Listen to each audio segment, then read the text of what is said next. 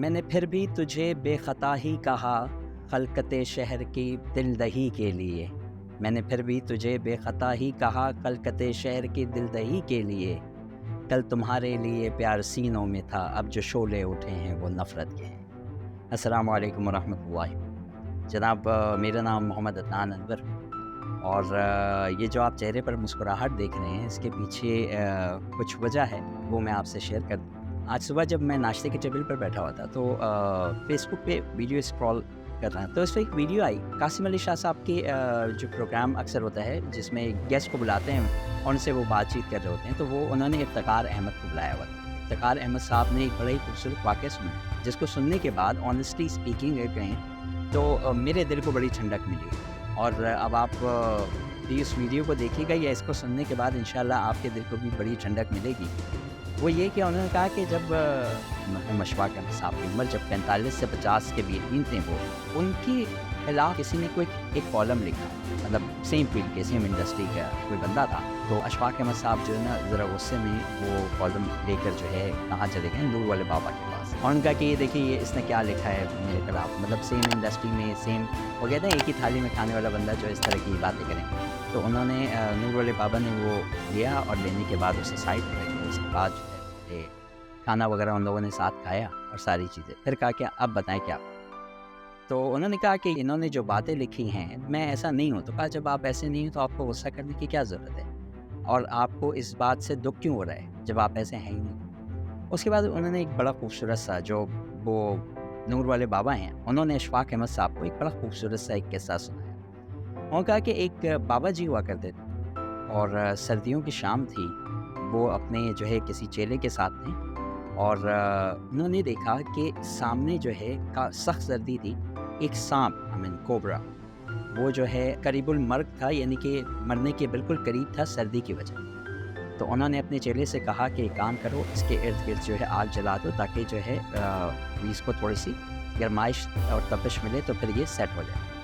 अच्छा, यही किया उसने कि उसके गिर्द में आग जलाई और उसके बाद तपिश की वजह कर जो सांप है या नाग है व्हाटएवर वो होश में आया, और उसके बाद कहा अब इसे दूध पिलाओ। तो उसने फिर उसको दूध पिलाया और दूध जैसे ही पिलाया, सांप जैसे ही सेट हो गया, उसने फ़ौरन से फन अपना निकाला और उस चेले को डसना चाहा। इससे पहले कि वो डसता, उसने फ़ौरन से अपने हाथ को पीछे किया और अपने आप को सीख, और फिर उसके बाद वो सांप को जंगल में जाने के लिए छोड़ा। सारा बात वहाँ पर ख़त्म हुई और उसके बाद जो है दिन गुजरने लगे और जो उनका चेला था उसके दिमाग में एक सवाल हमेशा रहता था और उसके चेहरे से आया होती थी ये बात ना कि उसके जहन में सवाल है ये। तो फाइनली जो है वो दरवेश, वो बाबा जी ने उसे पूछ लिया कि भाई जो सवाल है वो कर लो, कर क्यों नहीं लेते। तो उन्होंने कहा कि हज़रत देखें, मैंने उस सांप के ऊपर एहसान किया, उसके लिए आग जलाई, उसके लिए आग जलाने के बाद उसे दूध पिलाया और उसने मुझे ही डसना चाहा। तो इफ्तिकार अहमद साहब बता रहे थे कि देखने वाले और इवन मैं भी यही समझा था, भाई सांप ने इसलिए डसना चाहा क्योंकि उसकी फितरत में, वो कहते हैं बिच्छू की फितरत में डसना है। तो वो कहते हैं ना कि तू लाख पड़े प्यार के मंतर साजिद, जिनकी फितरत में हो डसना वो डसा कर। तो मेरे भी जहन में ऐसा ही जवाब था। उन्होंने कहा कि नहीं, जो बाबा जी थे उन्होंने अपने चेले से कहा कि नहीं, वो उसने इसलिए नहीं किया कि उसकी फितरत में नहीं है। एक्चुअल में सांप ने इसलिए ऐसा किया क्योंकि उसके पास जो सबसे महंगी चीज़ थी वो जहर था, तो वो शुक्राने के तौर पर तुझे जहर देना चाहा। तो ऑनेस्टली स्पीकिंग, जैसे ही मैंने इस बात को, इस जुमले को सुना है, मेरे दिल में, मैं ऑनेस्टली बता रहा हूँ, काफ़ी डर था कि भाई फना ने बेवफाई कर दी, फना ने ऐसा कर दिया, यार उसके साथ तो मैंने इतना अच्छा किया था और फना के साथ मैंने इतना अच्छा किया और फिर उसने ऐसा क्यों किया। तो फिर फाइनली समझ में आया कि नहीं यार, उसके पास एक्चुअल में है ही ये चीज़, अब वो बेचारा देगा क्या, जब जिसके पास जो होगा वही देगा।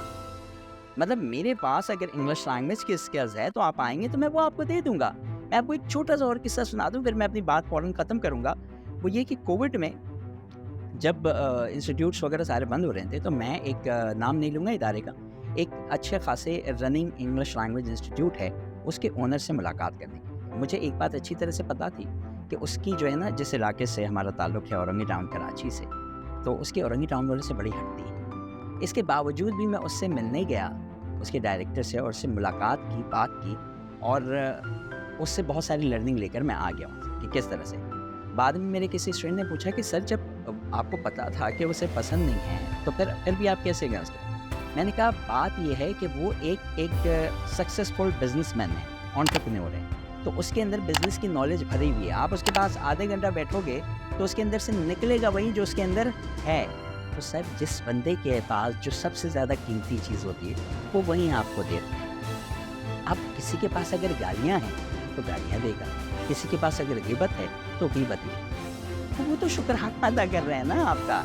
आपने किसी पर एहसान किया, आपको दिल ये कर रहा है कि जनाब वो जो है ना उसका बदला आपको दे, तो बिल्कुल दे रहा है वो, क्योंकि उसके पास जो है वो उसी सूरत में देगा। बाकी तारीफ़ करना, वो शुक्रगुज़ारी करना और सारी चीज़ें अगर उसके पास होंगी उसके अंदर तो देगा, अदरवाइज़ नहीं देगा।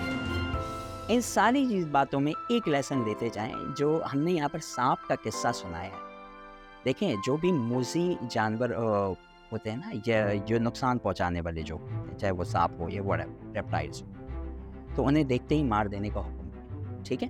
यहाँ पर ये जो स्टोरी है आपके पास, इस स्टोरी से सिर्फ आपने ये लेसन लेना, ठीक है? और हाँ, उस लड़के ने अपने आप को, यानी कि उस चेले ने अपने आप को सांप से बचाया है, उसके जहर से।